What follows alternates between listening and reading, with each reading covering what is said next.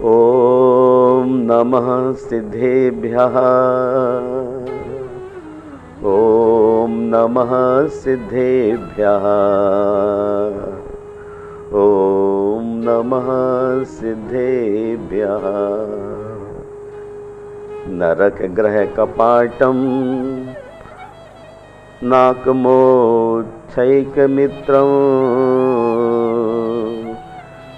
जिनगणधर सेव्यं सर्वकल्याणबीजं स्वपरहितमदोषं जीवहिंसादित्यक्तं स्वभजनवं धर्मं सर्वसंगं विमुक्तम्। जो नरक रूप ग्रह का कपाट है,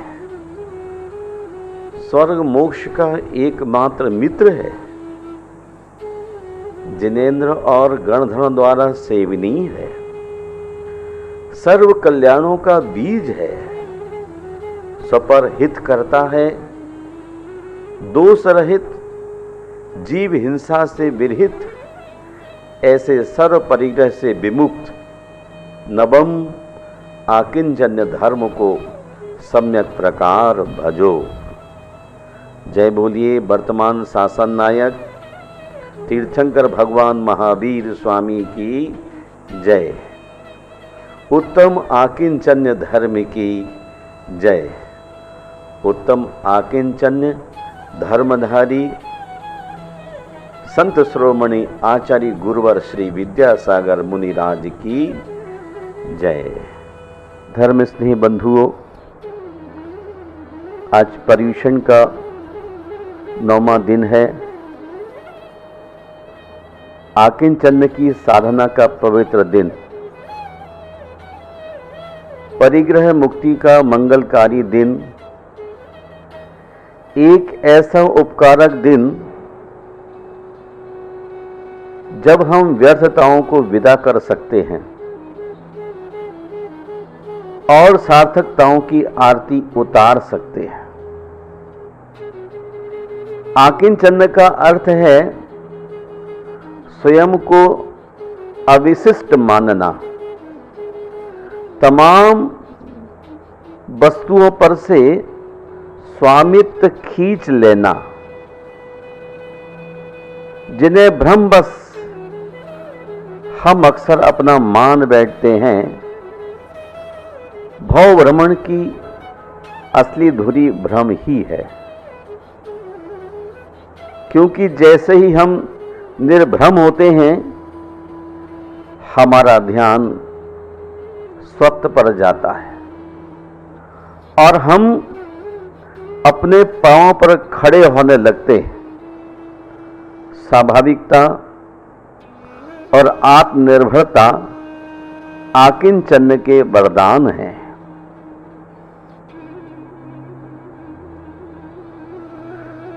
आकिंचन्य से आत्मशक्ति का बोध होता है और व्यर्थ के अहंकार घट जाते हैं। शरीर की अकिंचनता, शक्ति, ज्ञान, सत्ता आदि आदि के क्षण स्थायी होने का बोध हो जाता है। इससे ऐहिक शक्तियों के मूल्यांकन का अवसर भी मिल जाता है। प्रायः यह देखा गया है कि हम अपनी शक्तियों को गलत नापते हैं। अतिरंजना के कारण आत्मबल उत्तरोत्तर क्षीण हो जाता है। आकिंचन विसर्जना शक्ति का उदय है। 10 लक्षण महल की इस सीढ़ी पर चढ़कर व्रती निरहंकारी, निरभिमानी और निष्कलंकी हो जाता है। मैं देख रहा हूं आप चित्त सीढ़ी दर सीढ़ी सुनियोजित चल रहे हैं। आपकी विलक्षण बुद्धि अब परिग्रह की ओर है। दिन भर का साफ सुथरा सुलझा कार्यक्रम अप्रमत्त, सावधान आकिंचन की ओर बढ़ा है। निष्काम साधना ने कसायों को मंद किया है। मार्दव आर्जव भाव से आत्मा का सौंदर्य बढ़ा है।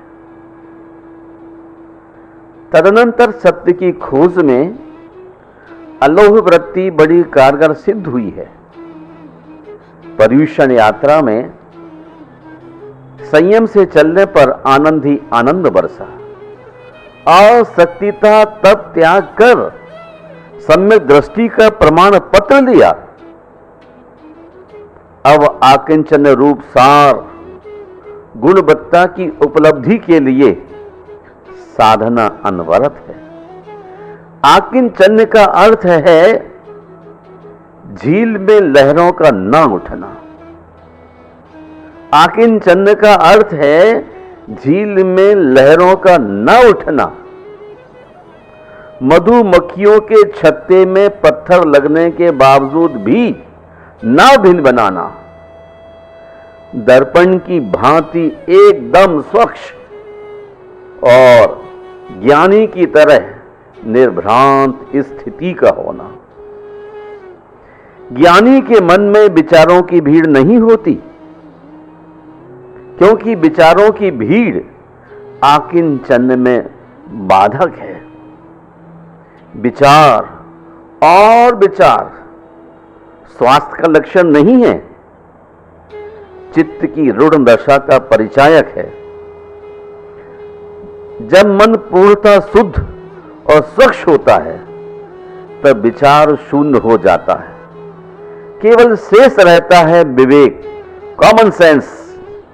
ठीक इसके विपरीत जब मन अस्वस्थ होता है तो वह विवेक शून्य हो जाता है।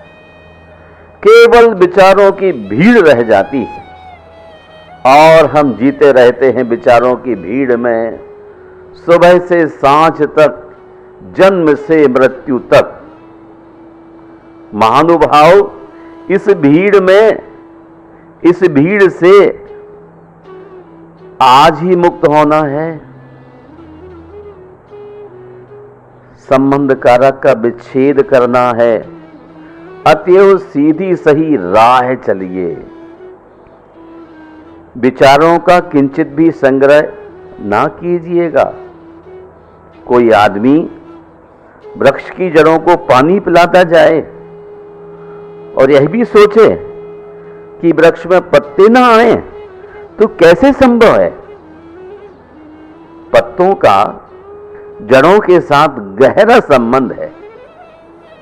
आपको जड़ें अलग मालूम पड़ती हैं और पत्ते अलग मालूम होते हैं, लेकिन ध्यान दीजिए, पत्ते जड़ों से अलग नहीं हैं। जड़ों को दिया गया पानी पत्तों को ही मिलता है।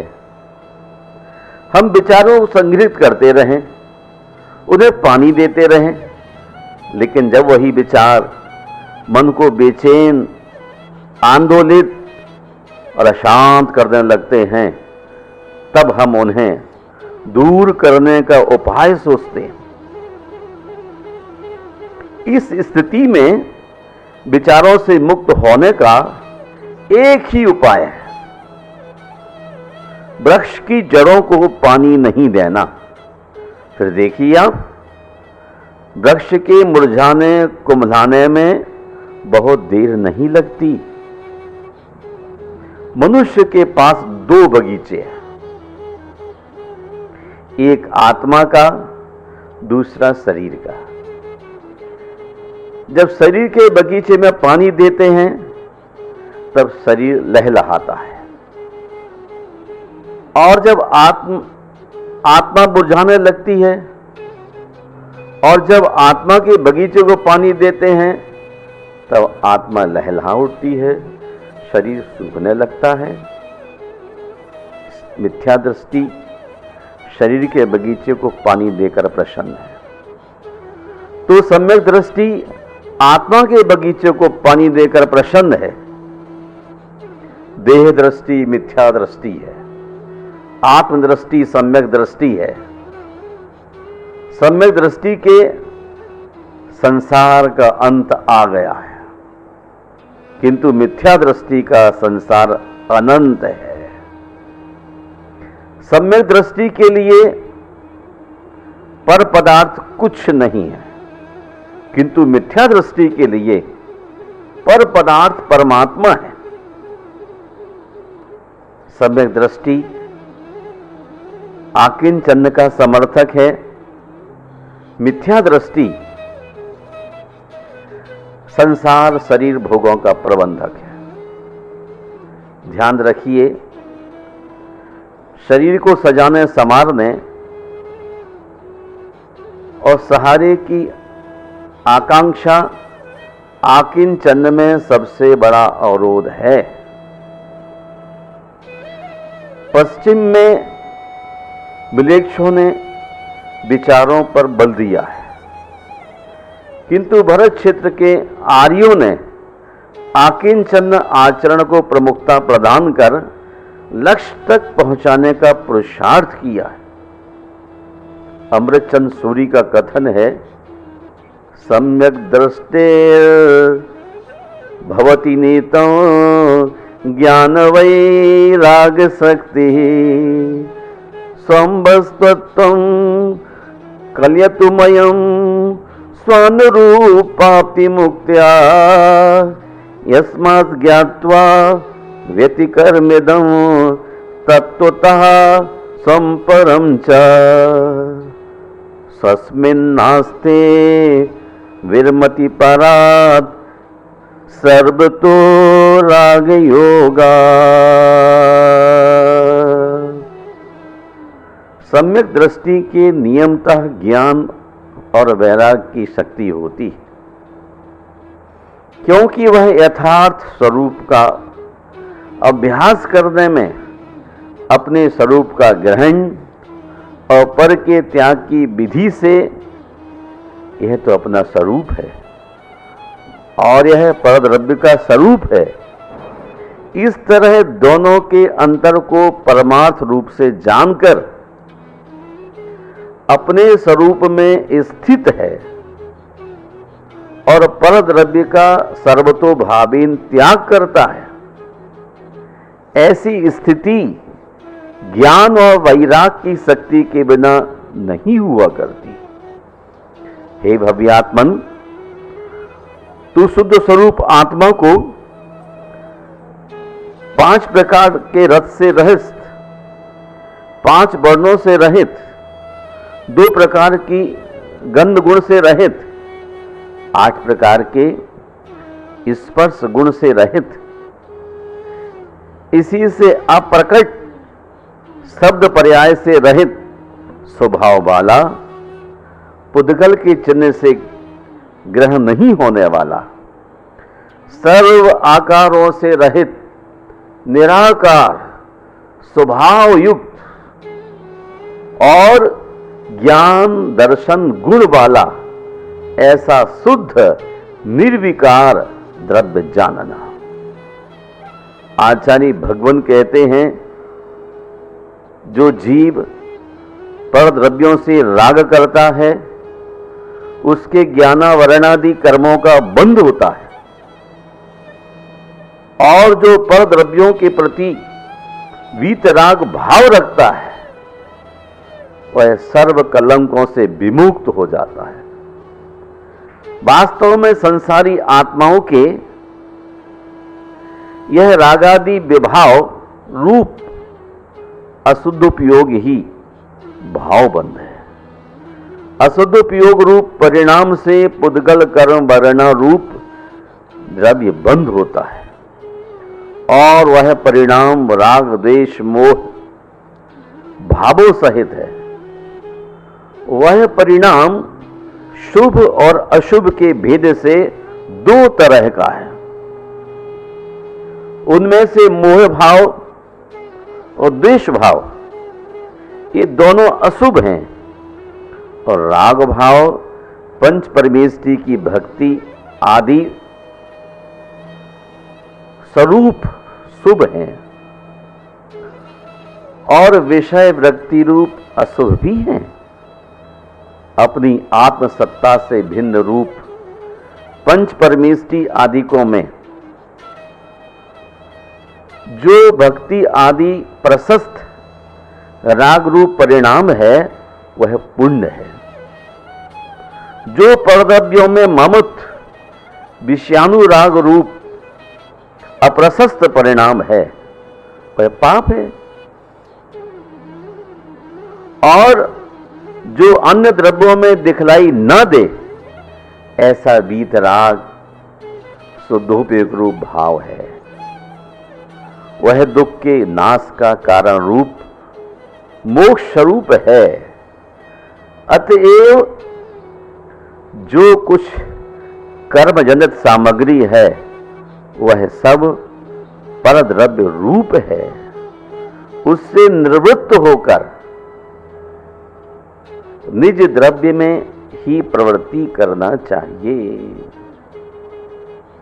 आज 10 धर्मों का सार उत्तम आकिंचन पूरी तरह से उपस्थित है। सो मन विचारों का मंथन आलोडन कर व्रतानुष्ठान की आंच में सत ही मल मैल के निष्कासन का वक्त है। शरीर में आत्मबुद्धि का विचार अभिशाप है।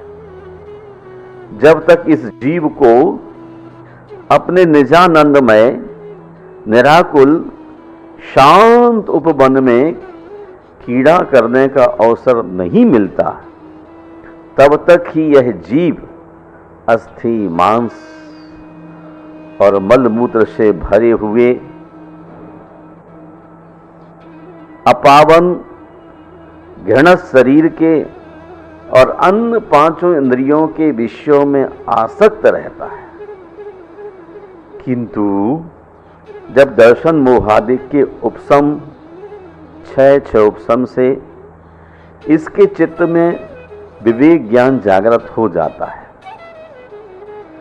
तब स्वपर स्वरूप का ज्ञायक होकर अपने ही प्रशांत एवं निजानंदमय सुधारस का पान करने लगता है और बाह्य इंद्रियों के पराधीन विषयों को हे जानकर उदासीन हो जाता है अथवा उनका सर्वथा त्याग कर निर्गुण हो उत्तम आकिंचन का साधक बन जाता है। घोर तपस्या आदि के द्वारा आत्मा की वास्तविक शुद्धि करके सच्चे स्वाधीन एवं अविनाशी आत्म पद को उपलब्ध होता है। आज हमारे कदम पर्यूषण प्रासाद के उपांत चरण में है जहां पहुंचते ही मूर्छा के विमोचन का दृढ़ संकल्प उभर आ रहा।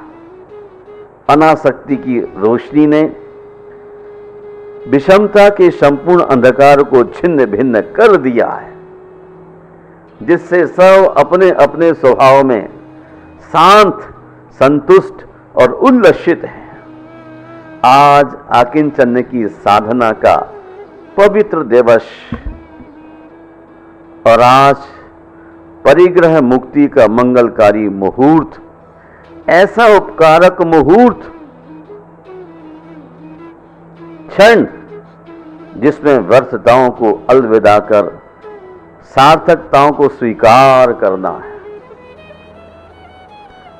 अध्यात्म सरोवर के राजहंस आचार्य श्रोमणि कुंद भगवंत अपना अनुभव श्रवण वृंद को श्रवण कराते हुए कहते हैं, अहे मेखो खलु शुद्धो दंसन्नान मय्यो सदा रोबी नवि अथ मज्ज किंचवी अन्नम परमाणु मित्तम पी। ग्रंथराज समय सार में आचार्य भगवान ने कहा, ज्ञानी जीव ऐसा विचार करता है, मैं एकाकी हूं, शुद्ध हूं, परद्रव्य के संबंध से सर्वथा रहित हूं, दंसन नानमयी दर्शन ज्ञानमय हूं और सदा अरूपी हूं। अतः बाह्य पर द्रव्यों में मेरा परमाणु मात्र भी नहीं है। मैं शुद्ध पूर्ण द्रग बोधमयी सुधा से, मैं शुद्ध पूर्ण द्रग बोधमयी सुधा से, मैं एक हूँ पृथक हूँ सबसे सदा से। मेरा न और कुछ है नित्यमय अरूपी, मेरा नहीं जड़मही यह देह रूपी। दर्शन ज्ञान स्वरूप एक नित्य आत्मा ही वास्तव में मेरी निधि है। शेष कर्मों के संयोग से होने वाले जो क्रोध मान माया लोभ राग द्वेषादि असंख्यात लोक प्रमाण विभाव भाव हैं, वे सब मुझसे भिन्न हैं। उनसे मेरा वास्तव में कोई संबंध नहीं है। पंचाशी खाय में आचार्य भगवान कहते हैं, जस हृदय इणमत्तम वापरदब्बमी बिज दे रागो, सोण बिजानदि समयम सगस सबगम धरोवी। जिसके हृदय में परद्रव्य संबंधी थोड़ा भी राग विद्यमान है, जिसके हृदय में परद्रव्य संबंधी थोड़ा भी राग विद्यमान है, वह समस्त शास्त्रों का पारगामी होने पर भी स्वकीय समय को नहीं जानता। सब्बागम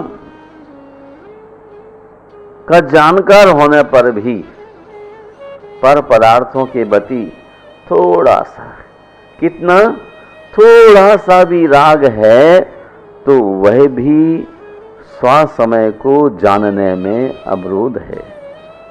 इसी बात के लिए श्रीमद् भागवत गीता भी कहती है, परिग्रहोहि दुखाय यद यत प्रियतमम नृणाम अनंतम सुख मापनोति तद विद्वान यस्तु किंचन। मनुष्य जिन जिन वस्तुओं को प्रिय मानकर संग्रह करता है, मेरे शब्दों पर गौर कीजिए आप महानुभाव, मनुष्य जिन जिन वस्तुओं को प्रिय मानकर संग्रह करता है, सजाता है,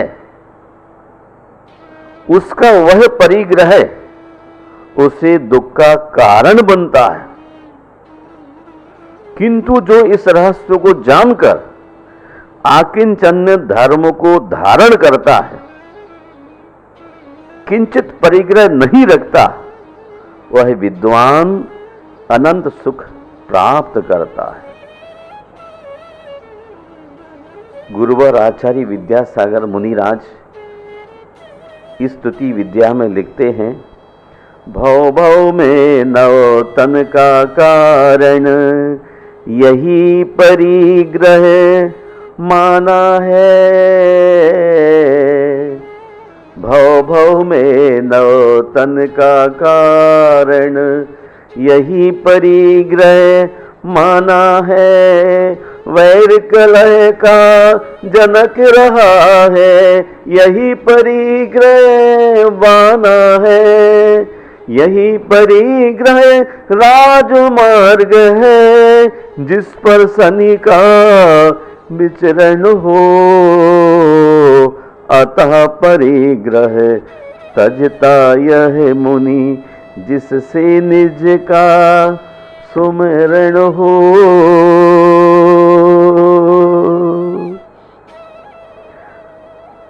आत्मस्वरूप में स्थित संतोषवान निर्मोही जीव जब चित्तगत राग का ही परित्याग कर देता है, तब वह परिग्रह त्यागी आत्मा पूर्णतः स्वस्थ मानी जाती है। या कहिए वही आत्मा आकिंचन धर्मधारी संसार से विरक्त है। समय सार में आचार्य कहते हैं, कोणाम भुणज्जबोहो कोणाम भणज्जबोहो पर दब्बम मम इदम हवरी दब्बम अपान मप्पणो पदी गहम तो नेदम व्यांडम। तो वह कौन सा ज्ञानी है जो पर द्रव्य को भी यह मेरा द्रव्य है ऐसा स्पष्ट रूप से कहता हो? वह कौन सा ज्ञानी है जो पर द्रव्य को भी यह मेरा द्रव्य है ऐसा स्पष्ट रूप से कहता हो?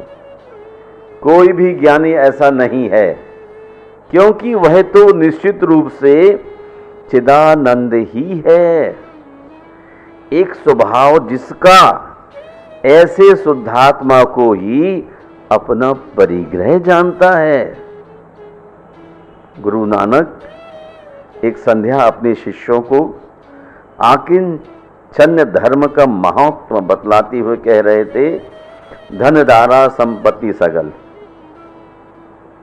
धन दारा संपत्ति सगल जिन्हें आपुनी करी मान, इनमें कछु संगी नहीं, नानक सच्ची जान। सचमुच ही धन दौलत, स्त्री, जमीन जायदाद जिन लोगों ने अपनी मान रखी है, उनके लिए मैं सच कहता हूं कि किसी के साथ नहीं जाती। धर्म स्नेही बंधुओं, क्या दौलत आपके साथ जाएगी? एक बहुत बड़ा नगर में सेठ था, जिससे एक फकीर हमेशा यही समझाता रहता था, सेठ जी आप सुबह से लेकर संध्या और संध्या से लेकर प्रभात तक 24 घंटे वस्तुओं के संग्रह में लगकर अनंत भगवान का स्मरण भी भूल जाते हैं।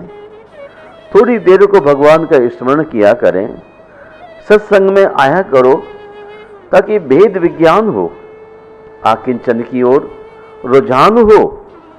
आकिंचन मोक्ष का द्वार है और ये परिग्रह संसार में रुलाने वाला है, दुखों का आस्पद है। ये धन दौलत, स्त्री, जमीन जायदाद आपके साथ नहीं जाने वाली है। संत ने बहुत समझाए सेठ के लिए, लेकिन समझ नहीं आई। एक दिन प्रयोग करते हुए संत ने एक सुई जो बटन टाँचने की होती है, सेठ से कहा गिरवी रख लो, मैं देवलोक में आपसे ले लूंगा। लालची था, ब्याज बहुत लेता था, पर फकीर को सेठ को सिखलाना था, उसने सुई गिरवी रख दी। वो फकीर हम जैसा नहीं था, पर फकीर था। सुई गिरवी रख दी।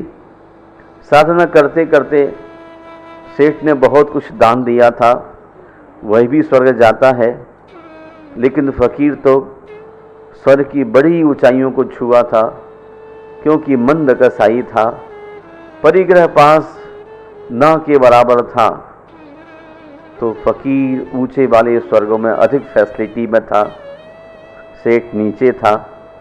एक दिन दोनों की मुलाकात हुई तो फकीर ने कहा, सेठ जी हमारी सुई मुझे दे दीजिए, जो गिरवी रखी थी पैसे ले लीजिए। सेठ जी कहते हैं मनुष्य लोक की चीज, फकीर जी क्या देवलोक में आती है? कैसी बात करते हैं आप? तो फकीर ने कहा, सेठ जी यही तो मैं जन्म भर आपसे कहता रहा, कितना परेशान क्यों हो रहे हैं आप? स्त्री में, दौलत में, जमीन जायदाद में लग के हिंसा, झूठ, चोरी, परिग्रह बहुविध आरंभ करते हैं। बहु आरंभ परिग्रह नुकसानदायक होते हैं। आज देखो मैंने कुछ नहीं रखा ना के बराबर, तो आज मुझे कितना ऊंचा स्वर्ग मिला और आपको बिल्कुल नीचे का स्वर्ग मिला। यदि आप मेरी बात मानते तो मेरे समकक्ष होते। आज सेठ को इस बात का एहसास हुआ कि शरीर की थोड़ी सी भूख है, सारी भूख मन की है। धन दौलत, स्त्री, जमीन जायदाद जिन लोगों ने अपनी मान रखी है, उनके लिए इसलिए मैं सच कहता हूं, ये किसी के साथ नहीं जाती। जिसको मैं अपना कहता हूं वह छोड़ मुझे चल देता है। मैं आकुल व्याकुल होता हूं, व्याकुल का फल व्याकुलता है। किस लिए सुबह से शाम तक, संध्या से प्रभात तक आप परेशान रहते हैं? ये सब मोह का जाल फैला हुआ है। जो प्राणी ममता, लोभ, मोह और अहंकार का त्याग करता है वह निश्चय ही संसार से पार उतरता है और उनकी संगति करने वाले का भी उद्धार होता है। तो आप सभी सुधीजनों को चाहिए इन तमाम बुराइयों का समूह रूपेण त्याग कर आकिंचन का आनंद उठाइए। फकीर आनंदित होने के कारण से स्वर्ग के ऊपरी भाग में, आप स्वर्ग के ऊपरी भाग और मोक्ष में चले जाइए। मनुष्य जन्म जन्म लेता है तो सम्राट की तरह पैदा होता है और जब मरता है तो हाथ पसारे जाता है। यानी मृत्यु से पूर्व अपनी इच्छाओं को मार दें। इच्छाएं कभी किसी की पूर्ण नहीं हुई। वे आकाश की तरह अनंत है। स्वयं के बादशाह होने तमाम इच्छाओं का विमोचन कर फकीरी का जीवन जिए। सुख शांति विभूति से नहीं, संतुष्टि से मिलती है। वैराग्य संदीपनी में गोस्वामी तुलसीदास ने लिखा है, आकिंचन इंद्रिय दमन, आकिंचन इंद्रिय दमन, रमन राम एक तार, तुलसी ऐसे संत जन बिरले आ संसार। जो आकिंचन है, जिनके पास ममता की कोई भी वस्तु नहीं है, दिगंबर जैन मुनि की तरह कोई ममता की वस्तु नहीं है, जो इंद्रियों का दमन किए हुए हैं और जो एक तार निरंतर आत्मराम में ही रमण करते हैं, ऐसे संत जन इस धरती पर विरल हैं। तभी कुंद कुंद भगवान की स्मृति हो आती है। हो दूढ़ है निस्संगो निभावम निगहेतु स्वह दुहदम निदंसेण दुपट्टदी अनयारो तस् किम चन्नहम। जो परिग्रह से रहित होकर सुख देने वाले, निज भावों का निग्रह करके निर्द्वंद भावों को धारण करते, उन अनगार मुनि को आकिंचन्य धर्म होता है। सचमुच ही निज के सुमरण में परिग्रह बाधक है। जैसे तालाब में पाषाण खंड पड़ने से तल भाग में दबा हुआ कीचड़ क्षुब्ध होकर ऊपर आता है, वैसे परिग्रह जीव के प्रशांत कषायों को ही प्रकट करते। अणुमात्र परिग्रह के रखने से भी मोह की ग्रंथि दृढ़ होती है और इससे तृष्णा की ऐसी बुद्धि हो जाती है कि उसकी शांति के लिए समस्त लोक की संपत्ति से भी मन नहीं भरता। सत्य ही है, रागो लोभो मोहो सन्नाओ गार वाणिये उदीर्णा तो तैया घेतुम जे गंथे बुद्धि नरो कुड़ई। राग, लोभ और मोह जब मन में उत्पन्न होते हैं, तब इस आत्मा में बाह्य परिग्रह ग्रहण करने की बुद्धि होती है। कभी राग से, कभी लोभ से, कभी मोह से जब परिणामों में परिवर्तन आता है तो आकर्षण बढ़ जाता है। आचार्य अमित गति जी कहते हैं, न संति बाह्या मम केचनार्थ भवामि तेषां न कदाचनाहम् इत्थं विनिश्चिन्त विमुच्य बाह्यं स्वास्थ्यं सदातुं भवभद्रमुक्त्यैः। हे भव्य आत्मन, हे भद्र आत्मन, किंचित भी बाह्य पदार्थ मेरा नहीं है और ना मैं इनका हो सकता हूँ। ऐसा विचार कर बाह्य जगत को छोड़ और मुक्ति के लिए स्वस्थ हो जा। आकिंचन का अर्थ है मैं कुछ हूं, इस दर्प भाव का क्षय होना। आकिंचन का अर्थ है मैं कुछ हूं, इस दर्प भाव का क्षय होना। मदों से किंचनत्व की उत्पत्ति होती है, क्योंकि मद अथवा मोह अज्ञान परिणति के नाम है। यद्यपि आत्मा संसार के क्षयष्णु पदार्थों से पृथक तथा भिन्न है, परंतु मोहवश वह परिग्रहों के साथ अनुविद्ध होकर पर पदार्थों में रति करने लगता है। तब उसमें किंचनत्व यानी कुछ का भाव प्रवेश करता है।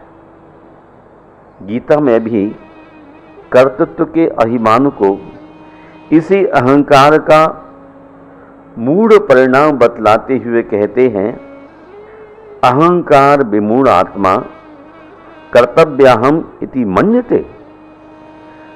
अहंकारी मूढ़ आत्मा मैं करता हूं ऐसा मानने लगता है।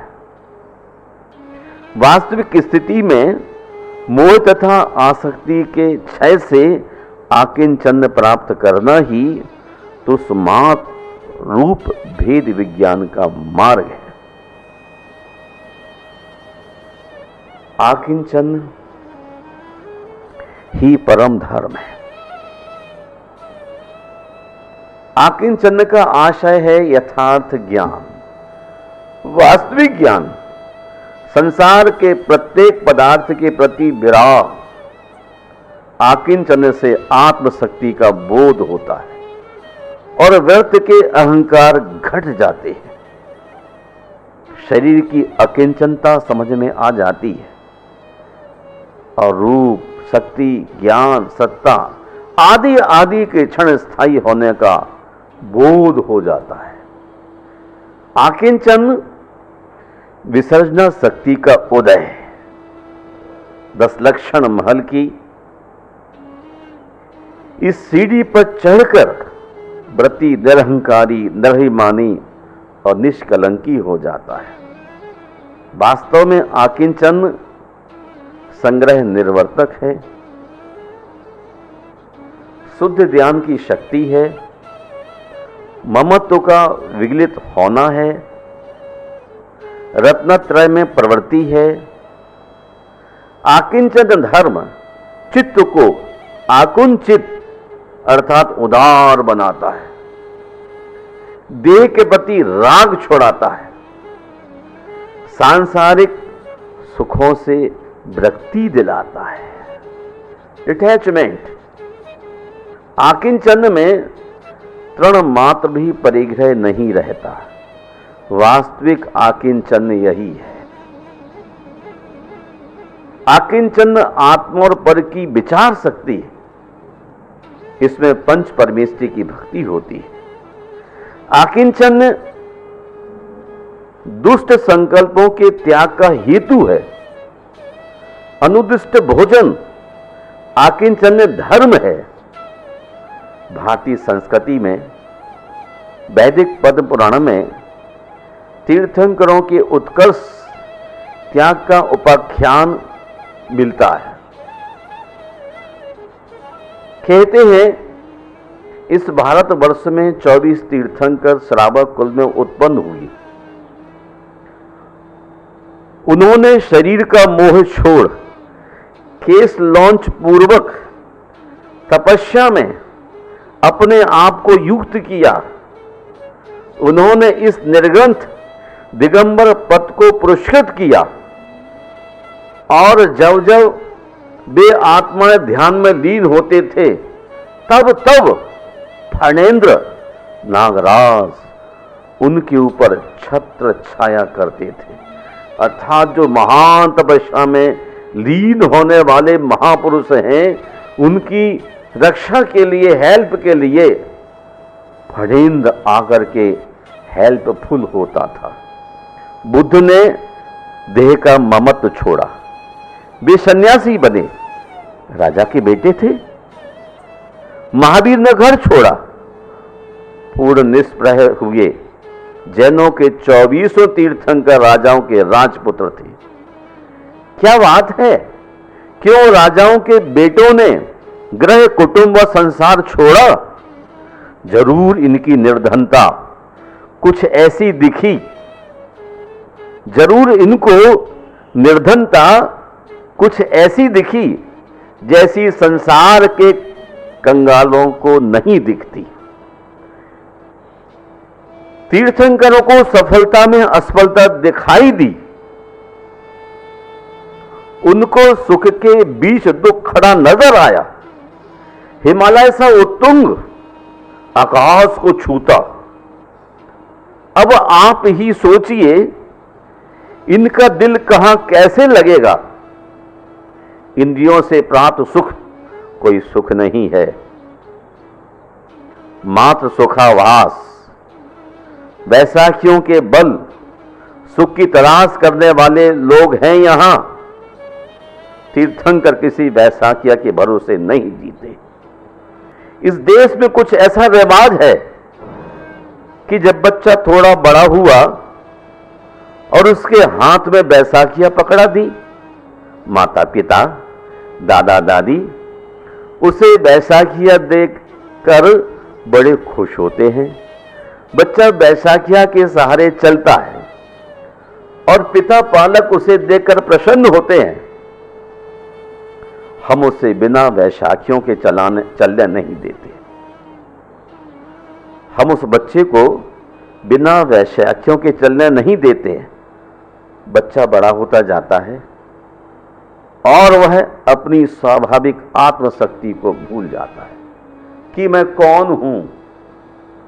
उसे करुणा सागर आचार्य भगवान प्रतिबोध देते हुए कहते हैं, एगो में सस्य दो आदा नान नंसन लक्षणों शेषा में बहिर्भावा सभ्य संजोग लक्षणा। ज्ञान दर्शन लक्षण वाली एक शाश्वत आत्मा ही मैं हूं बेटे, और वह मेरी है। उस आत्मा से भिन्न जितने ही बाह्य पदार्थ हैं वे सब संयोग मात्र हैं।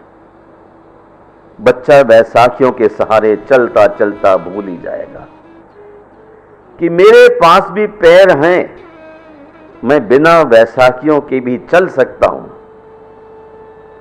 भाई भी बैसाखियों के सहारे चलता है, मां भी बैसाखियों से चलती है, पिताजी भी बैसाखियों के बिना चलते नहीं। सबको सहारा चाहिए। महानुभाव, अचानक एक दिन कोई आपकी बैसाखी अर्थात वाकर छीन ले, स्कूटर चोरी हो जाए, खराब हो जाए, कार कोई छीन ले, तब आप क्या करेंगे? घिसटेंगे ना। जैसा भी होगा समझौता करना ही पड़ेगा। टैक्सी में जाएंगे, हो सकता पैसा ना हो, घिसटना ही ठीक है। अपने सहारे चलना ही उचित है। 11 नंबर की गाड़ी से चलने वाला आदमी कभी किसी का बैसाखिया के लिए मुंह देखापन नहीं होता। आकिन चंद आनंद की जिंदगी है। मधुसूदन कहते हैं, एदम्मी रदो नित्यम संतुष्टो होदि निच्छ मेदम्मी एदेन होदि तित्तो तो हो हदि उत्तमम सुखम। हे भव्यात्मन, तू पंचेंद्रिय जन्य सुखों को छोड़कर निर्विकल्प स्वरूप आत्म ध्यान के बल से सहज स्वाभाविक और आत्म सुख में लीन हो, संतुष्ट बन एवं सदा के लिए उसी में तृप्त हो जा। उस सर्वोत्कृष्ट आत्म सुख के अनुभव करने से तुझे सदा बना रहने वाला उत्तम सुख प्राप्त होगा। अप्पा अपम भी रहो राया दिशु शैल दोष परिचत्तो संसार तरण हेतु धम्मोति जिने ही निद्यठम। रागादि संपूर्ण दोषों से रहित आत्मा में आत्मा की संलीनता रूप धर्म ही संसार से पार होने के लिए कारण है, ऐसा जिनेन्द्र देव कहते हैं। धर्मस्नेही बंधुओं, हमें आज ही और अभी इस बात का निर्णय कर लेना है कि उपात्तेषु अपि शरीरादिषु संस्कार अपोहाय मम इदम अभिसंधि निवृत्ति आकिंचन्यम।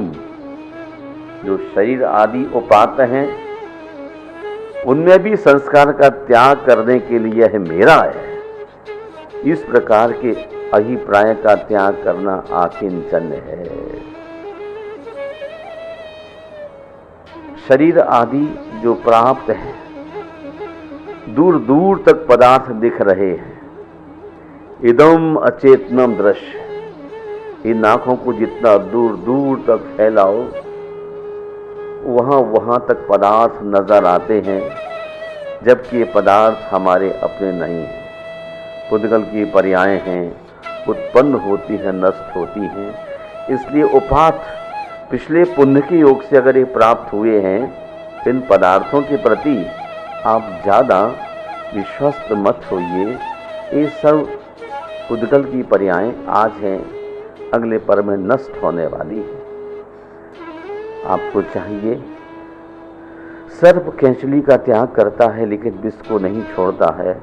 इसी प्रकार भोगी प्राणी संसार में भोगों से लिप्त हैं, राग को नहीं छोड़ पा रहे हैं। मेरा आपसे अनुरोध है कि आप अपनी जिंदगी को सुंदर से सुंदर बनाने के लिए पुरुषार्थ करें, क्योंकि यतो न किंचित ततो न किंचित यतो यतो यामि ततो न किंचित विचारे पश्यामि जगन्न किंचित स्वात्मा बोधादि न किंचित।